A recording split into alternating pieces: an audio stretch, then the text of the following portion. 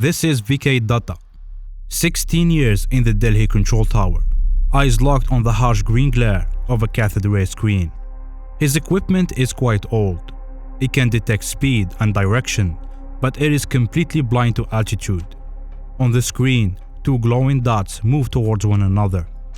On VK's monitor, a safe crossing and a catastrophic intersection look identical. He must track the height of every aircraft entirely in his head. The dots merge, a single blinding flare. Then, nothing. The radar arm sweeps again, but the screen is empty. 14,000 feet above the Earth, the unthinkable has happened, marking the deadliest mid-air collision in aviation history.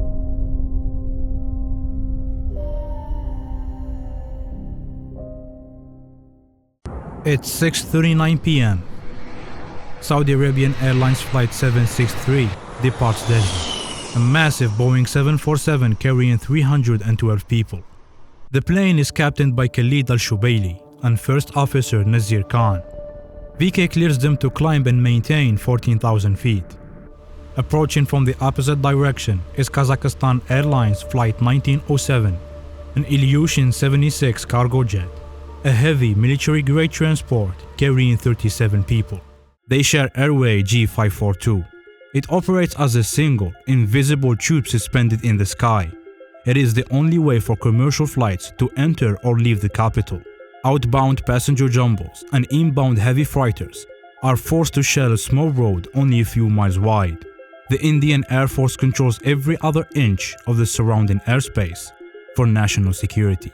The system relies entirely on a 1,000-foot buffer of empty air, the exact height of a 70-story skyscraper.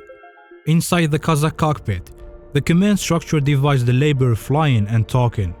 Captain Alexander Cherepanov holds the heavy control yoke. The radio operator, Igor Rep, wears the headset. International aviation mandates English. Cherepanov does not speak it. Igor is stationed aside, physically isolated from the primary instrument panels. He has no altimeter to check the altitude of the plane. To bridge the gap between Soviet hardware and international standards, he relies on a paper chart. He uses this chart to manually convert the tower's instructions from feet to meters. VK is sitting in the dim Delhi approach control room. His eyes are still locked on the two glowing dots moving across the screen. VK presses the plastic mic switch. He tells Kazakhstan 1907 to maintain 15,000 feet. He waits. High above the dirt, Igor hears the English command. He checks his paper chart. He translates the digit into Russian inside his head. He relays it out loud to the pilot over the noisy intercom. The pilot follows the instructions. He pulls back on the heavy yoke to stop the descent. VK stares at the screen. He taps his grease pencil against the console. He checks his paper strip. 15,000, 14,000. He relies entirely on the voices crackling over his speaker. He believes the skyscraper of air stands firm. Igor reports reaching 15,000 feet. The analog altimeter dial in the Soviet cockpit reads differently. They soon enter a bank of clouds that blocks all ambient light. The cockpit windshield turns into a wall of solid flat white. Severe turbulence rocks the airframes. The pilots stare into an opaque, milky void. They cannot see the nose of their own aircraft, let alone a target closing head-on. A modern collision avoidance system uses computers to detect impending impacts. Neither the Saudia Boeing nor the Kazakh Ilyushin has this hardware installed. VK traces a trembling finger across the glass monitor. The distance shrinks. 10 miles, 5 miles. He squeezes the transmit button. He calls out the traffic. He informs them of the incoming Saudi Boeing directly ahead of them at exactly 14,000 feet. He tells them to report if they have the other plane in sight. Inside the rattling Kazakh cockpit, Igor hears the English warning. The extreme physical stress shatters the translation protocol. Cherepanov does not wait for Igor to tell him the new instructions. He hears the number 140. He takes that as the new mandatory flight clearance. He actively pushes the heavy yoke forward. The plane is no longer drifting down. Cherepanov begins a deliberate, powered descent straight down to 14,000 feet. He drives 40 tons of steel directly into the invisible skyscraper of air. VK listens to the electronic hiss of the speaker.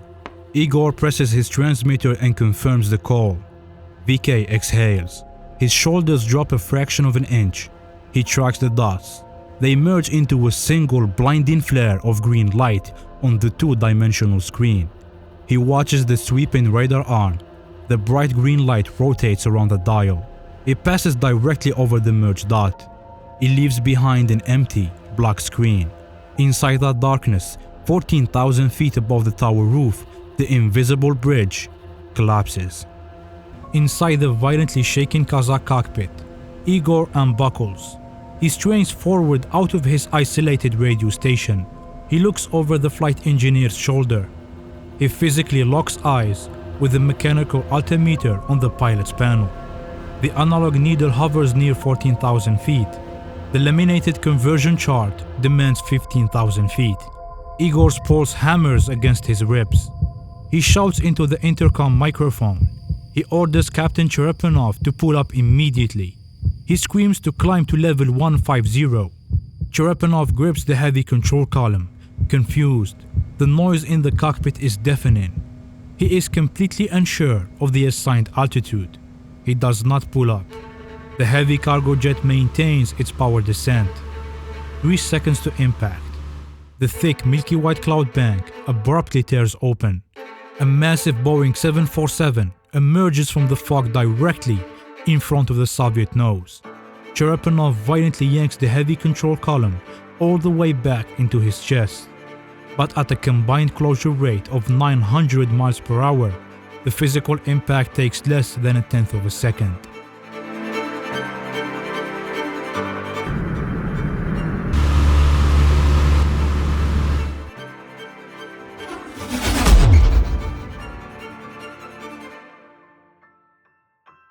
Down in the control tower, VK hears no explosion.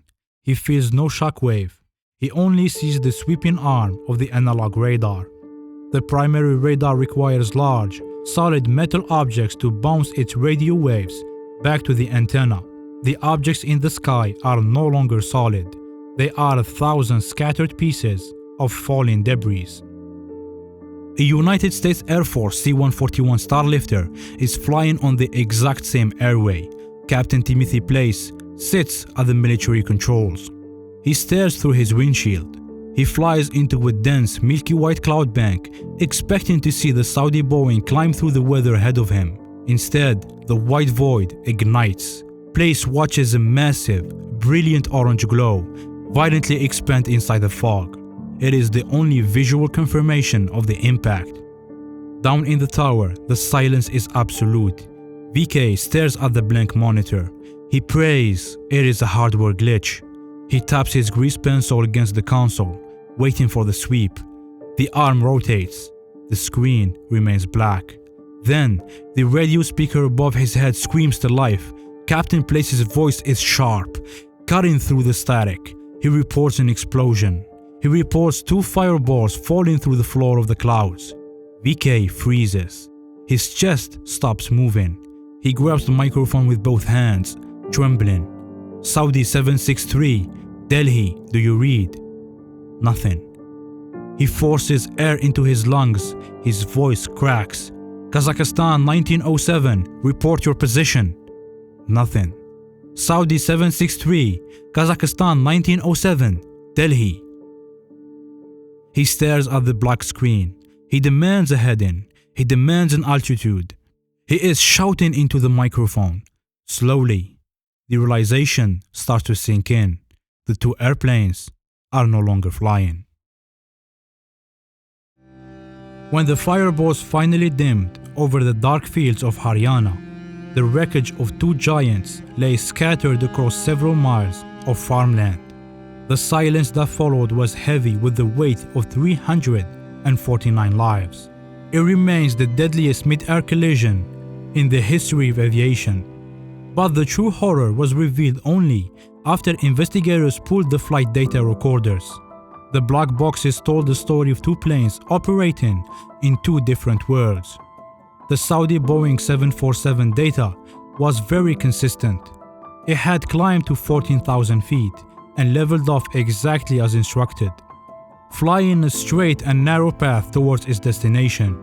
It was a perfect flight until the millisecond of impact. The Kazakh Ilyushin Il-76, however, revealed a chaotic timeline. Its altimeter data showed a steady, unauthorized descent that never should have happened. The investigation centered on the metric trap. In the Kazakh cockpit, the pilot's primary instruments were calibrated in meters, while the Delhi tower issued commands in feet.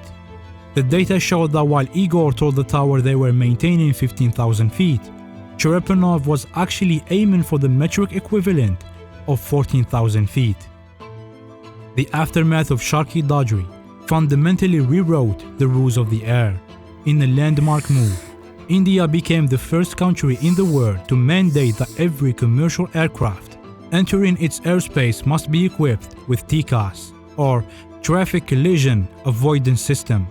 This technology allows planes to communicate with one another via transponders, issuing automated climb or descent commands that bypass the need for a controller or a translator. Furthermore, the disaster forced a massive technological upgrade at the Delhi airport. The old primary radar was replaced with a secondary surveillance radar, which provides controllers like VK with a digital tag for every blip, showing their exact altitude in real time. Finally, the International Civil Aviation Organization tightened English proficiency requirements for all pilots flying international routes.